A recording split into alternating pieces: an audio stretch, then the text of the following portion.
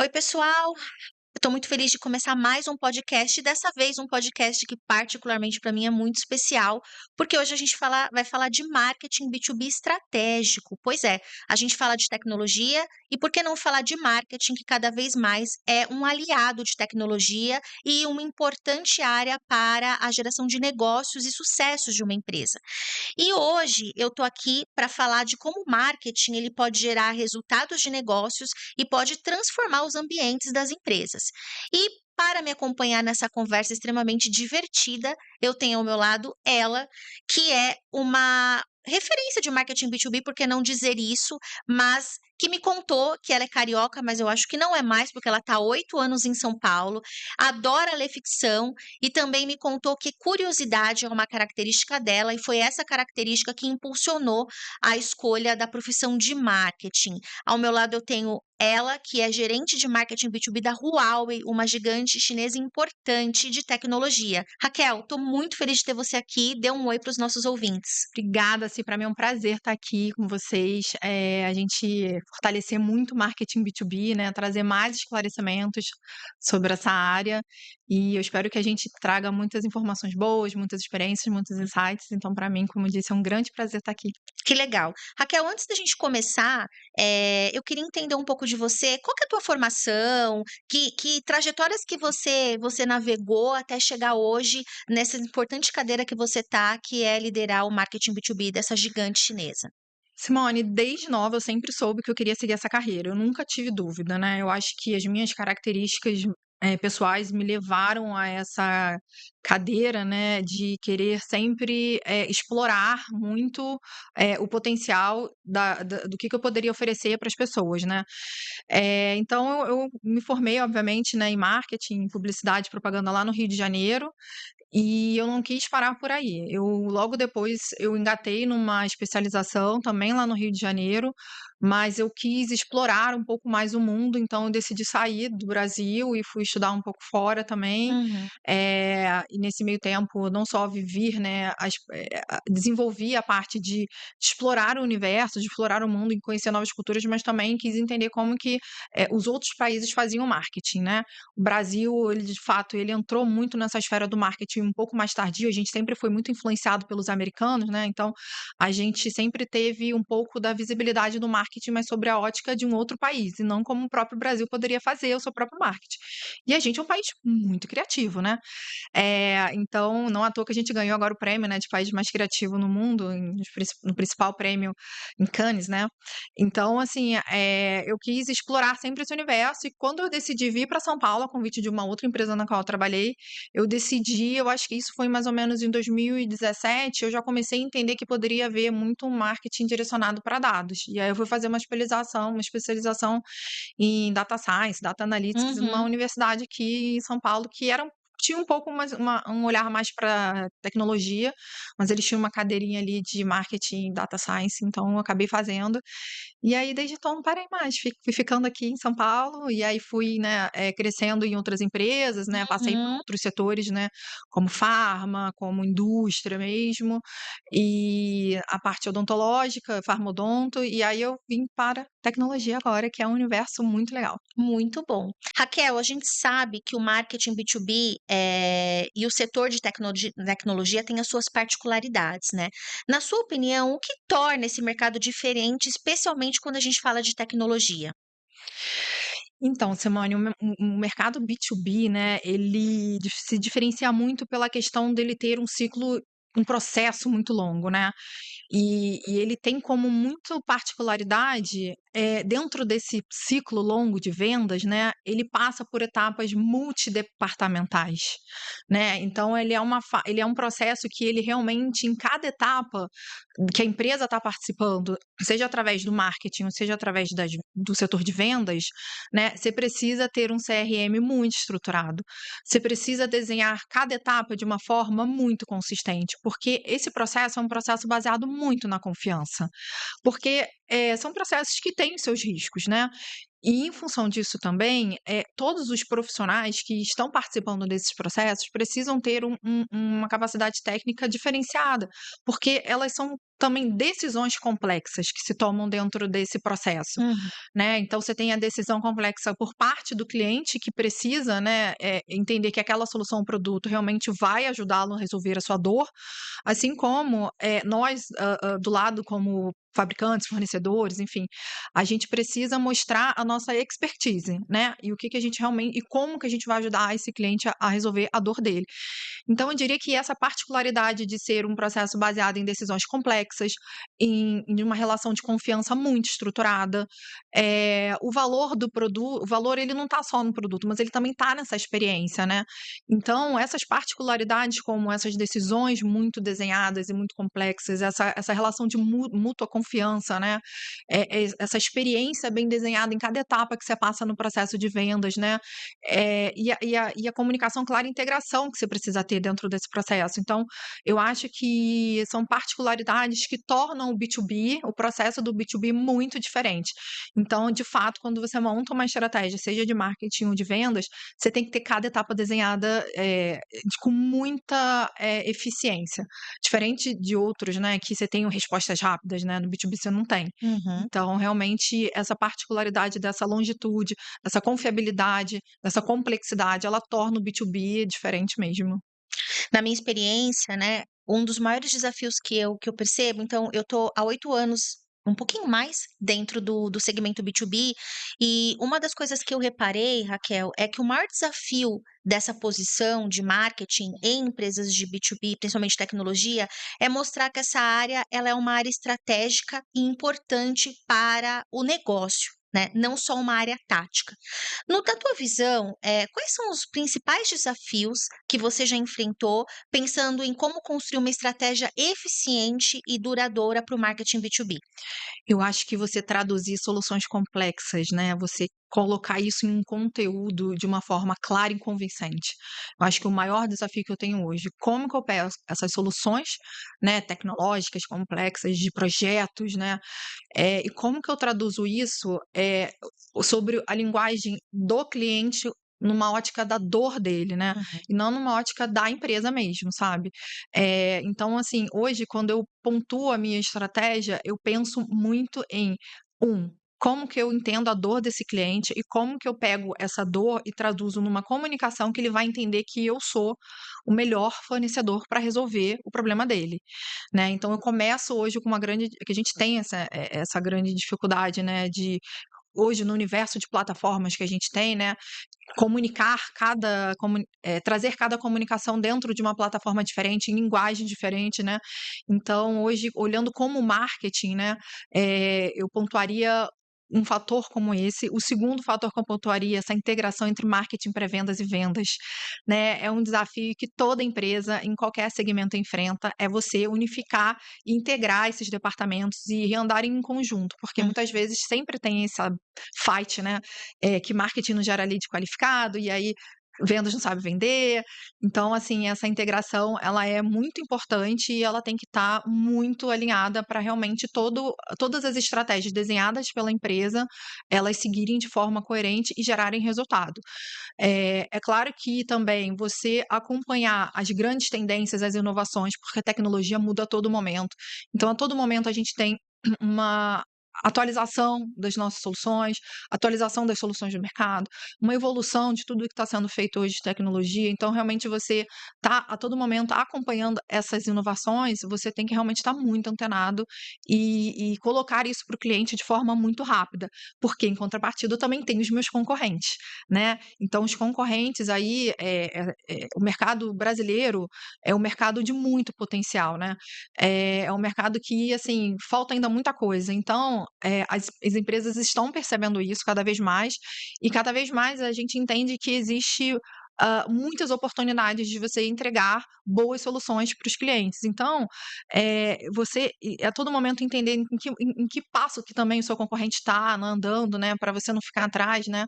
Mas é claro, sempre pensar na comunicação e numa estratégia direcionada para o cliente, é para a dor dele, é exatamente resolver o que ele precisa nesse momento e mostrar que você é o diferencial que vai alavancar ou impulsionar o business dele. E você trouxe um ponto interessante, né, cada vez mais o nosso trabalho ele é múltiplas áreas. Então, esse fight que a Raquel comentou é raro, mas acontece sempre em todas as empresas. É. E o que a gente percebe aqui também do meu lado, Raquel, é quando que a gente começa a ter uma certa humildade de reconhecer, que a outra área não conhece de marketing, essa área entende que precisa da gente e a soma do nosso conhecimento com o conhecimento de vendas, o conhecimento de pré-vendas vai potencializar um resultado.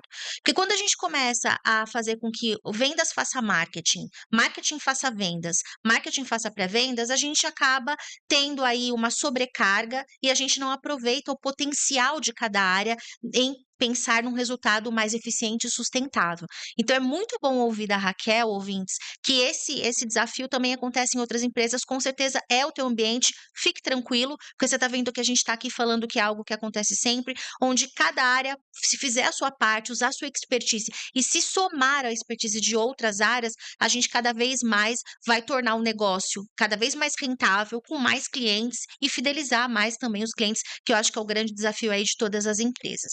E, Raquel, quando a gente pensa agora em questões de escolhas de estratégias de marketing, né? Pela tua experiência, quais são as práticas de marketing que você considera mais efetiva para gerar resultados concretos nas empresas de tecnologia B2B?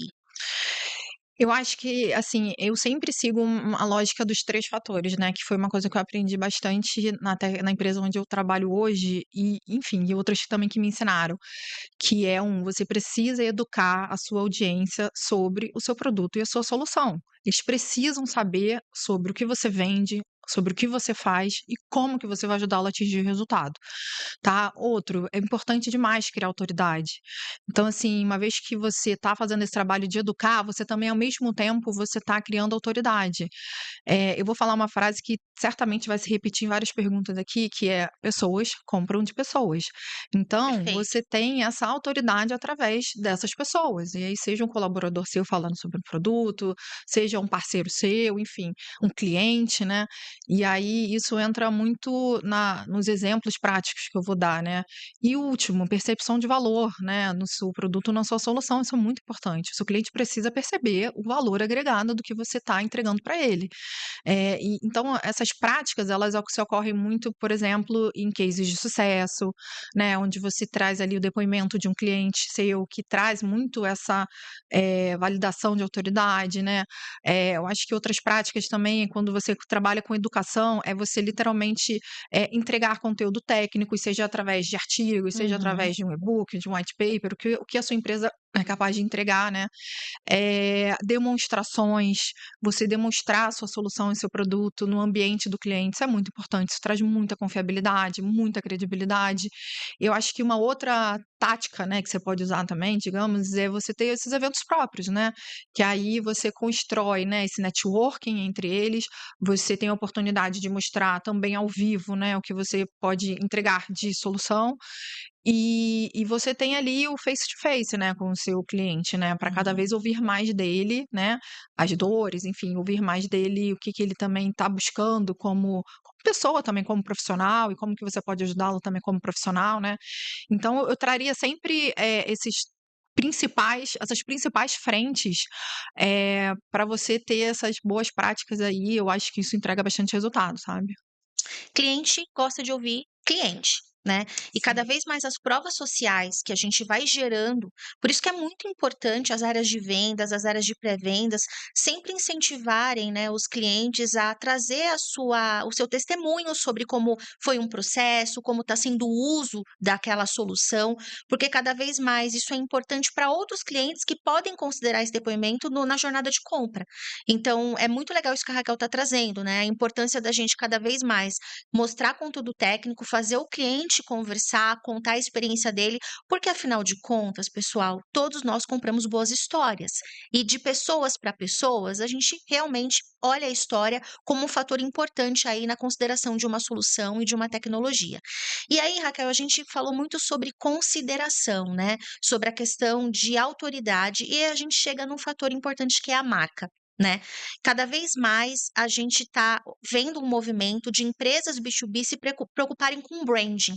E branding, pessoal, é algo intangível. Quando a gente fala de branding para o B2C, com certeza eles já estão anos-luz em termos de maturidade. Já o B2B começou a acordar sobre a importância da marca na questão de uma consideração na compra, sobre aquela empresa que você vai depositar confiança e principalmente vai comprar, porque a gente sempre está falando de venda complexa e de alto valor. Pensando nisso, Raquel, eu sei que você está numa gigante chinesa, mas você deve ter passado por isso na sua jornada, né? Como é que você lidou com esse dilema entre fortalecer a marca e gerar resultados rápidos? Eu acho que o brand building, Simone, e esse demand gen, né, que a gente fala, geração de demanda, eles têm um ponto de equilíbrio, né? Porque o branding building, na verdade, ele abre o terreno, né? Ele reduz o CAC de alguma maneira, né? Que é o custo de aquisição do cliente. Então, ele literalmente ele vai abrindo esse caminho, né? Quando você tem essa expansão, né, de awareness, para você poder cada vez mais posicionar o seu produto, a sua marca, enfim. E em contrapartida, a geração de demanda, ela está no presente, ela está ali, ó, convertendo agora, gerando pipeline e tal. Então, eu acho que existe até uma matemática, né, uma estatística que se fala muito no mercado, né, que é o 70-30, né? 70% você faz o branding, Isso. 30%, né, a geração de demanda. Mas eu acho que hoje, eu já ouvi também que na tecnologia 60-40 funciona. Então eu acho que sim, existe muito um ponto de equilíbrio, mas assim, você tem que entender de novo, dentro da sua estratégia, o que que conta mais agora. Então a gente tem produtos e soluções que precisam de muito branding para o mercado conhecer primeiro, mas em contrapartida, em paralelo, você pode ter um tático que vai te ajudar a gerar um pipeline ali na mesma hora que você está batendo ali na jornada do branding, sabe? Uhum, Então eu acho que eles não competem entre si, isso é muito importante falar, e existe muito um ponto de equilíbrio. É você realmente desenhar uma estratégia onde os dois possam caminhar juntos. Então você investe muito no branding, que é super importante, mas ali no paralelo você tem outras camadas que você pode estar gerando um lead de uma forma qualificada. uhum. Você me contou que nos bastidores que um dos desafios que você tem é lidar com uma série de fornecedores. Como é que você faz? Ou se você puder compartilhar com os ouvintes alguma história curiosa, como é que você faz para manter a consistência da marca, pensando que você tem vários stakeholders que estão trabalhando com ela? É um trabalho muito, basicamente de PMO, né, que é você deixar claro muito, a partir do plano que você desenvolve, cada etapa que você vai seguir.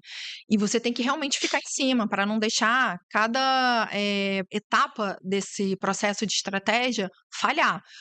E se falhar, e isso é uma característica muito hoje, né, de onde eu trabalho, se falhar, refaça a roda no mesmo instante, porque o B2B, por ele ter esse processo longo, você tem time, né? No Uhum, B2C, você pode ter uma falha e gera uma crise gigante, então isso. você tem que, né? O tempo é mais curto, mas no B2B é diferente. Então você consegue trabalhar qualquer falha de uma forma muito rápida. Mas eu acho que é muito isso, é você ter todos cientes de onde você quer chegar. Então, assim, você deixar alinhado cada etapa desse processo e ter uma cobrança de fato, realmente, você tem que cobrar, você tem que ficar em cima, né, da execução de cada etapa, sabe? Então, e muito claro os reportes, né? Eu acho que isso também é mostrar cada resultado de cada etapa que você está trabalhando dentro da estratégia. E em conjunto, né, porque duas cabeças pensam melhor que uma, né, em conjunto mostrar que essa execução, essa estratégia, ela está, sim, seguindo para um caminho mais eficiente, que vai Uhum, trazer X resultado, assim como mostrar também talvez uma outra contrapartida. Olha, uma estratégia que não funciona, porque o público não está entendendo, o público não está uhum. aceitando, esse produto não tem fit com o mercado e por aí vai. Então, é realmente, você precisa de um time, né, que te apoie nessa jornada, né, assim, que te ajude a ser esses olhos de águia, né, e realmente entender, mas mais do que isso, você precisa deixar cada stakeholder ciente da sua etapa e fazê-los comprar, né, essa ideia, né, até o fim, para todo o processo ele seguir do jeito que a empresa entende que é o caminho certo, como o marketing entende, enfim, quem estiver gerenciando isso, né, entender que é o caminho que vai levar para o resultado. E quando você tem que talvez fiscalizar, digamos assim, como é que está o uso do teu branding, é uma tarefa desafiadora, meus caros ouvintes. Por quê? A gente conhece bem, às vezes um logo, para quem não é de marketing, é apenas um logo, mas o logo para a gente, ele representa a alma do negócio, o que o negócio faz. Então, utilizar essa marca de uma forma adequada é muito importante, né? Então, a gente sabe que o papel do marketing, às vezes, é um papel um pouco mais fiscalizador, mas que faz parte da nossa cadeira, porque a gente carrega a responsabilidade de zelar pelo branding. Então, foi muito interessante a Raquel contando alguns casos, o quanto esse desafio que ela enfrenta é o mesmo que eu enfrento, que com certeza deve ser o seu. Então, eu quero te incentivar, que está nos ouvindo, se você passa pelo papel aí de puxa, sou sempre crítico por estar olhando a marca, continue. Esse é o seu papel, esse é o que se espera da nossa marca, porque é por meio de nós que essa marca ela vai ficar consistente, vai ficar na cabeça das pessoas de forma correta. E aí, Raquel, quando a gente fala de pessoas, a gente pensa muito em vários setores, mas cada vez mais é o humano quem faz a diferença na tecnologia, né? A gente aqui na Delphia diz que a tecnologia é feita para as pessoas, pelas pessoas. Afinal de contas, é a inteligência humana que faz acontecer e que dita como vai se usar um software, uma tecnologia. Então, como que você vem utilizando a questão humana somada à tecnologia para humanizar as comunicações de B2B? Olha, Simone, a gente sabe que quando a gente fala muito de tecnologia, né, as pessoas associam muito aos softwares, né, as máquinas, enfim. E a gente realmente, quando a gente quer humanizar muito o que a gente quer comunicar ao cliente, a estratégia que eu mais uso mesmo é trazer o meu colaborador para perto do meu cliente. Tá? Então, não só o meu colaborador, mas o meu parceiro também, né? Enfim, para perto também da empresa. E então, essa junção de opiniões, essa junção de testemunhos, as pessoas acabam realmente ganhando mais afeição. Não só, tem a questão da credibilidade, tem a questão da autoridade, mas também se cria afeição. Então, hoje eu tenho personas dentro da minha empresa que já são muito associadas aos produtos. E quando a gente conversa com parceiros ou clientes, as pessoas já chegam para a gente e falam: Poxa, eu vi essa pessoa comunicando sobre isso. Nossa, você tá super bem.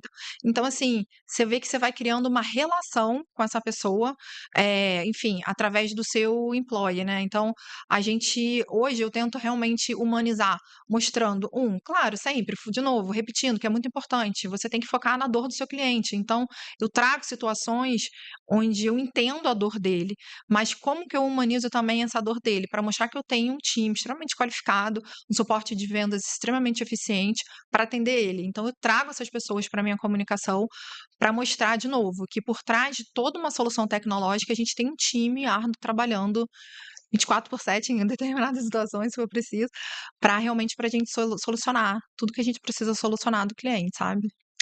E cada vez mais, né, a figura do humano nas comunicações das empresas de Faz tecnologia falta, faz muita cresce. diferença.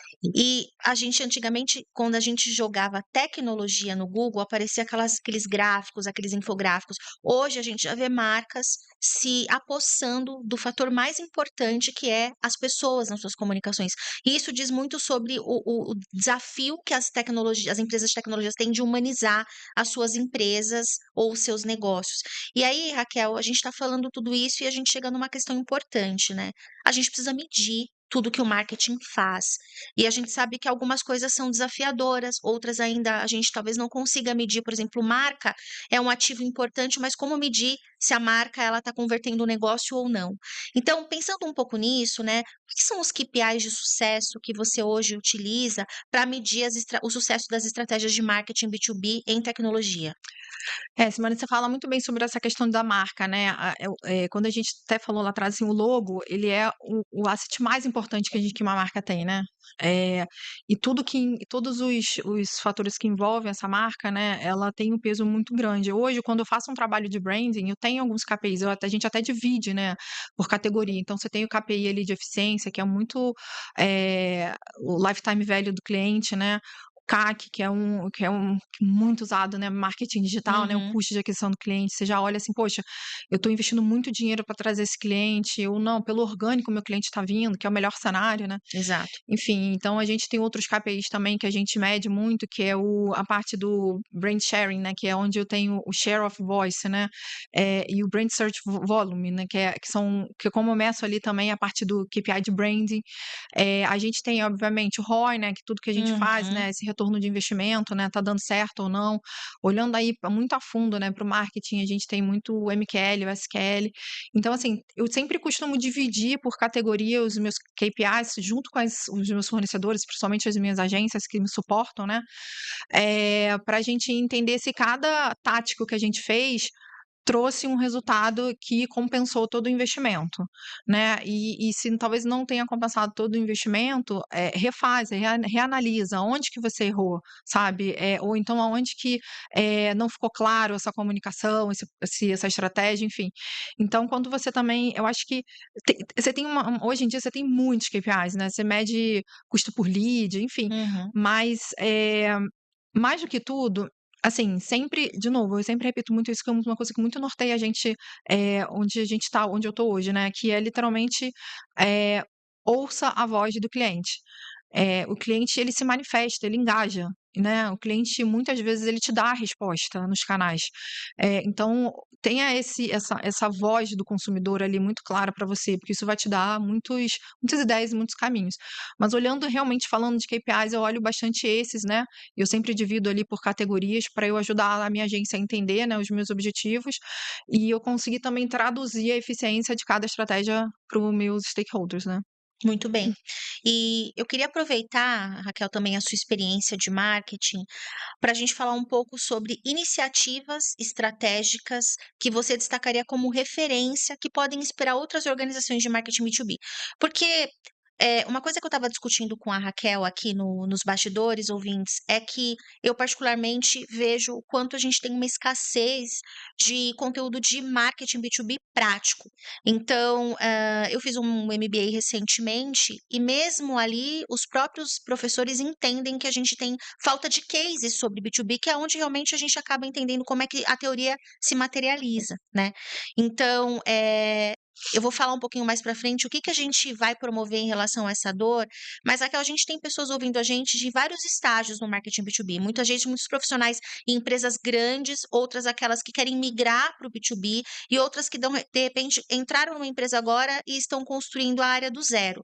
Então eu queria muito que você trouxesse dicas, você já deu algumas sobre a questão da importância de ouvir o cliente, do cliente estar à frente ali como uma figura importante, mas que outras dicas ou que outras estratégias que funcionam para B2B pela tua experiência, você poderia deixar de dica para os ouvintes que estão em estágios diferentes aí de maturidade no marketing B2B em tecnologia? Então, Simone, eu vou trazer aqui 3 que eu acho muito legais. É claro que você tem diversas, né, oportunidades, mas assim, eu vou trazer 3 aqui que eu acho que fazem muito sentido para o B2B.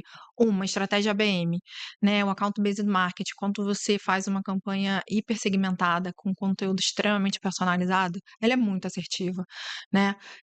Enfim, então acho que você estruturar, mas pensar em estratégias ABM fazem muito feito em boas estratégias de marketing, tá. De novo, conteúdo hiper personalizado com bastante autoridade, também faz muita diferença.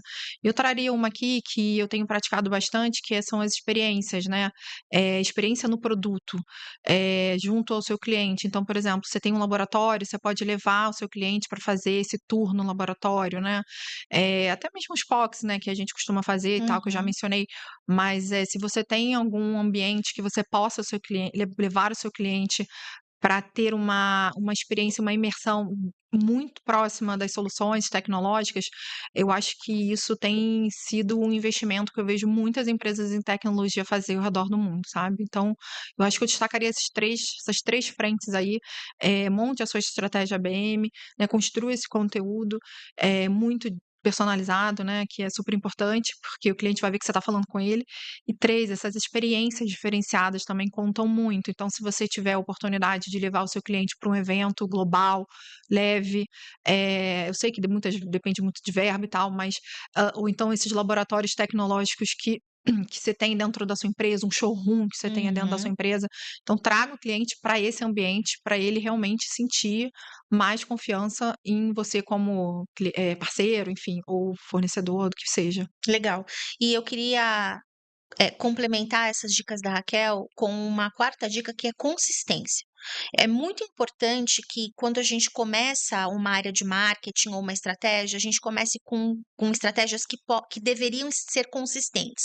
Então, eu vou fazer publicações de conteúdo, a gente precisa ter uma consistência para ganhando autoridade, ganhando seguidores e automaticamente a gente ganhando consideração também por aqueles que estão buscando os nossos produtos.